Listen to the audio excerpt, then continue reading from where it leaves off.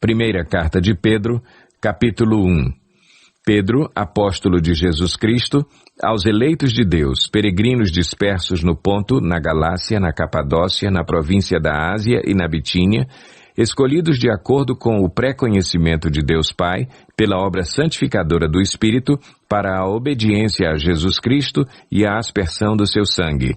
Graça e paz lhes sejam multiplicadas. Bendito seja o Deus e Pai de nosso Senhor Jesus Cristo. Conforme a sua grande misericórdia, Ele nos regenerou para uma esperança viva por meio da ressurreição de Jesus Cristo dentre os mortos, para uma herança que jamais poderá perecer, macular-se ou perder o seu valor. Herança guardada nos céus para vocês que, mediante a fé, são protegidos pelo poder de Deus até chegar à salvação prestes a ser revelada no último tempo. Nisso vocês exultam, ainda que agora, por um pouco de tempo, devem ser entristecidos por todo tipo de provação. Assim acontece para que fique comprovado que a fé que vocês têm, muito mais valiosa do que o ouro que perece, mesmo que refinado pelo fogo, é genuína e resultará em louvor, glória e honra quando Jesus Cristo for revelado. Mesmo não o tendo visto, vocês o amam, e apesar de não o verem agora, creem nele e exultam com alegria indizível e gloriosa, pois vocês estão alcançando o alvo da sua fé, a salvação das suas almas. Foi a respeito dessa salvação que os profetas que falaram da graça destinada a vocês investigaram e examinaram, procurando saber o tempo e as circunstâncias para os quais apontava o Espírito de Cristo que neles estava, quando lhes predisse os sofrimentos de Cristo e as glórias que se seguiriam àqueles sofrimentos. A eles foi revelado que estavam ministrando não para si próprios, mas para vocês, quando falaram das coisas que agora lhes foram anunciadas por meio daqueles que lhes pregaram o Evangelho pelo Espírito Santo enviado dos céus, coisas que até os anjos anseiam observar. Portanto, estejam com a mente preparada, prontos para agir. Estejam alertas e coloquem toda a esperança na graça que lhes será dada quando Jesus Cristo for revelado. Como filhos obedientes, não se deixem amoldar pelos maus desejos de outrora, quando viviam na ignorância. Mas, assim como é santo aquele que os chamou, sejam santos vocês também em tudo o que fizerem, pois está escrito: sejam santos porque eu sou santo. Uma vez que vocês chamam Pai aquele que julga imparcialmente as obras de cada um, portem-se com temor durante a jornada terrena de vocês. Pois vocês sabem que não foi por meio de coisas perecíveis como prata ou ouro que vocês foram redimidos da sua maneira vazia de viver, transmitida por seus antepassados, mas pelo precioso sangue de Cristo, como de um cordeiro sem mancha e sem defeito, conhecido antes da criação do mundo, revelado nestes últimos tempos em favor de vocês. Por meio dele, vocês creem em Deus, que o ressuscitou dentre os mortos e o glorificou, de modo que a fé e a esperança de vocês estão em Deus. Agora que vocês purificaram a sua vida pela obediência à verdade, visando ao amor fraternal e sincero, amem sinceramente uns aos outros e de todo o coração. Vocês foram regenerados, não de uma semente perecível, mas imperecível por meio da palavra de Deus, viva e permanente. Pois toda a humanidade é como a relva, e toda a sua glória como a flor da relva. A relva murcha e cai a sua flor, mas a palavra do Senhor permanece para sempre. Essa é a palavra que lhes foi anunciada. 1 Pedro capítulo 2. Portanto, livrem-se de toda a maldade e de todo engano, hipocrisia, inveja e toda espécie de maledicência. Como crianças recém-nascidas, desejem de coração o leite espiritual puro, para que por meio dele cresçam para a salvação, agora que provaram que o Senhor é bom. À medida que se aproximam dele, a pedra viva rejeitada pelos homens, mas escolhida por Deus e preciosa para ele, vocês também estão sendo utilizados como pedras vivas na edificação de uma casa espiritual para serem sacerdócio santo, oferecendo sacrifícios espirituais aceitáveis a Deus por meio de Jesus Cristo. Pois assim é dito na Escritura: Eis que ponho em Sião uma pedra angular, escolhida e preciosa, e aquele que nela confia jamais será envergonhado. Portanto, para vocês, os que creem, esta pedra é preciosa. Mas para os que não creem, a pedra que os construtores rejeitaram tornou-se a pedra angular e pedra de tropeço e rocha que faz cair. Os que não creem tropeçam porque desobedecem à mensagem, para o que também foram destinados. Vocês, porém, são geração eleita, sacerdócio real, nação santa, povo exclusivo de Deus, para anunciar as grandezas daquele que os chamou das trevas para a sua maravilhosa luz. Antes vocês nem sequer eram povo, mas agora são povo de Deus.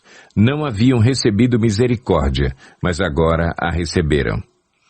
Amados, insisto em que, como estrangeiros e peregrinos no mundo, vocês se abstenham dos desejos carnais que guerreiam contra a alma. Vivam entre os pagãos de maneira exemplar para que, mesmo que eles os acusem de praticarem o mal, observem as boas obras que vocês praticam e glorifiquem a Deus no dia da sua intervenção. Por causa do Senhor, sujeitem-se a toda a autoridade constituída entre os homens, seja ao rei como autoridade suprema, seja aos governantes como por ele enviados para punir os que praticam o mal e honrar os que praticam o bem. Pois é da vontade de Deus que, praticando o bem, vocês silenciem a ignorância dos insensatos. Vivam como pessoas livres, mas não usem a liberdade como desculpa para fazer o mal. Vivam como servos de Deus. Tratem a todos com o devido respeito. Amem os irmãos, temam a Deus e honrem o rei. Escravos, sujeitem-se a seus senhores com todo o respeito, não apenas aos bons e amáveis, mas também aos maus. Porque é louvável que, por motivo de sua consciência para com Deus, alguém suporte aflições sofrendo injustamente. Pois que vantagem há em suportar açoites recebidos por terem cometido o mal? Mas se vocês suportam o sofrimento por terem feito o bem, isso é louvável diante de Deus. Para isso vocês foram chamados, pois também Cristo sofreu no lugar de vocês, deixando-lhes exemplo para que sigam os seus passos. Ele não cometeu pecado algum, e nenhum engano foi encontrado em sua boca. Quando insultado, não revidava. Quando sofria, não fazia ameaças, mas entregava-se àquele que julga com justiça. Ele mesmo levou em seu corpo os nossos pecados sobre o madeiro, a fim de que morrêssemos para os pecados e vivêssemos para a justiça. Por suas feridas vocês foram curados. Pois vocês eram como ovelhas desgarradas, mas agora se converteram ao pastor e bispo de suas almas. 1 Pedro capítulo 3. Do mesmo modo, mulheres, sujeite-se cada uma a seu marido, a fim de que, se ele não obedece à palavra, seja ganho sem palavras pelo procedimento de sua mulher, observando a conduta honesta e respeitosa de vocês.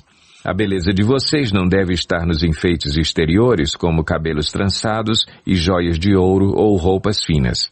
Ao contrário, esteja no ser interior que não perece, beleza demonstrada num espírito dócil e tranquilo, o que é de grande valor para Deus. Pois era assim que também costumavam adornar-se as santas mulheres do passado, que colocavam sua esperança em Deus. Elas se sujeitavam cada uma a seu marido, como Sara, que obedecia a Abraão e o chamava Senhor. Dela vocês serão filhas, se praticarem o bem e não derem lugar ao medo. Do mesmo modo vocês, maridos, sejam sábios no convívio com suas mulheres e tratem-nas com honra, como parte mais frágil e co-herdeiras do dom da graça da vida, de forma que não sejam interrompidas as suas orações. Quanto ao mais, tenham todos o mesmo modo de pensar, sejam compassivos, amem-se fraternalmente, sejam misericordiosos e humildes. Não retribuam mal com mal, nem insulto com insulto. Ao contrário, bendigam, pois para isso vocês foram chamados, para receberem bênção por herança. Pois quem quiser amar a vida e ver dias felizes, guarde a sua língua do mal e os seus lábios da falsidade. Afaste-se do mal e faça o bem. Busque a paz com perseverança, porque os olhos do Senhor estão sobre os justos e os seus ouvidos estão atentos à sua oração. mas o rosto do Senhor volta-se contra os que praticam o mal. Quem há de maltratá-los se vocês forem zelosos na prática do bem? Todavia, mesmo que venham a sofrer porque praticam a justiça, vocês serão felizes. Não temam aquilo que eles temem, não fiquem amedrontados. Antes, santifiquem Cristo como Senhor em seu coração. Estejam sempre preparados para responder a qualquer pessoa que lhes pedir a razão da esperança que há em vocês. Contudo, façam isso com mansidão e respeito, conservando boa consciência, de forma que os que falam maldosamente contra o bom procedimento de vocês, porque estão em Cristo, fiquem envergonhados de suas calúnias. É melhor sofrer por fazer o bem, se for da vontade de Deus, do que por fazer o mal. Pois também Cristo sofreu pelos pecados uma vez por todas, o justo pelos injustos para conduzir-nos a Deus. Ele foi morto no corpo, mas vivificado pelo Espírito, no qual também foi e pregou aos espíritos em prisão que há muito tempo desobedeceram, quando Deus esperava pacientemente nos dias de Noé, enquanto a arca era construída. Nela, apenas algumas pessoas, a saber, 8, foram salvas por meio da água, e isso é representado pelo batismo que agora também salva vocês, não a remoção da sujeira do corpo, mas o compromisso de uma boa consciência diante de Deus por meio da ressurreição de Jesus Cristo, que subiu aos céus e está à direita de Deus. A ele estão sujeitos anjos, autoridades e poderes. 1 Pedro, capítulo 4. Portanto, uma vez que Cristo sofreu corporalmente, armem-se também do mesmo pensamento, pois aquele que sofreu em seu corpo rompeu com o pecado, para que no tempo que lhe resta não viva mais para satisfazer os maus desejos humanos, mas sim para fazer a vontade de Deus. No passado, vocês já gastaram tempo suficiente fazendo o que agrada aos pagãos. Naquele tempo, vocês viviam em libertinagem, na sensualidade, nas bebedeiras, orgias e farras e na idolatria repugnante. Eles acham estranho que vocês não se lancem com eles na mesma torrente de imoralidade e por isso os insultam. Contudo, eles terão que prestar contas àquele que está pronto para julgar os vivos e os mortos. Por isso mesmo, o Evangelho foi pregado também a mortos, para que eles, mesmo julgados no corpo segundo os homens, vivam pelo Espírito segundo Deus. O fim de todas as coisas está próximo. Portanto, sejam criteriosos e estejam alertas. Dediquem-se à oração. Sobretudo, amem-se sinceramente uns aos outros, porque o amor perdoa muitíssimos pecados. Sejam mutuamente hospitaleiros, sem reclamação. Cada um exerça o dom que recebeu para servir os outros, administrando fielmente a graça de Deus em suas múltiplas formas. Se alguém fala, faça-o como quem transmite a palavra de Deus. Se alguém serve, faça-o com a força que Deus provê, de forma que em todas as coisas Deus seja glorificado mediante Jesus Cristo, a quem sejam a glória e o poder para todo o sempre. Amém. Amados, não se surpreendam com o fogo que surge entre vocês para os provar, como se algo estranho lhes estivesse acontecendo.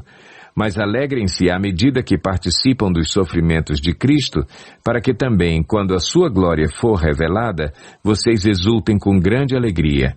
Se vocês são insultados por causa do nome de Cristo, felizes são vocês, pois o Espírito da glória, o Espírito de Deus, repousa sobre vocês.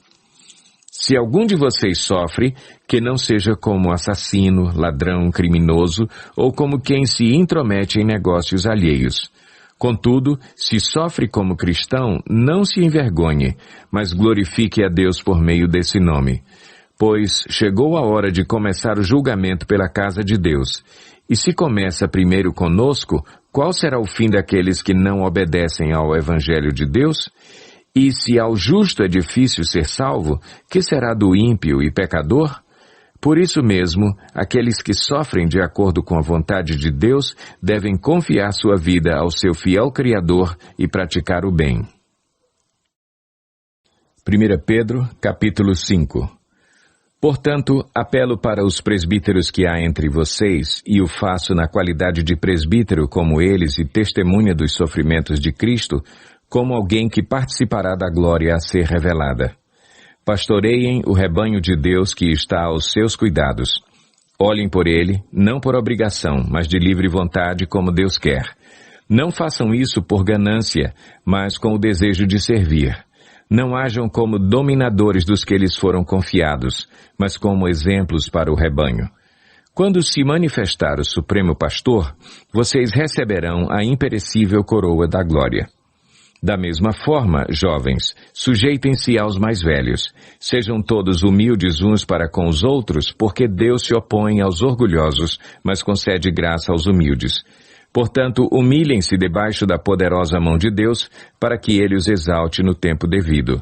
Lancem sobre Ele toda a sua ansiedade, porque Ele tem cuidado de vocês. Estejam alertas e vigiem.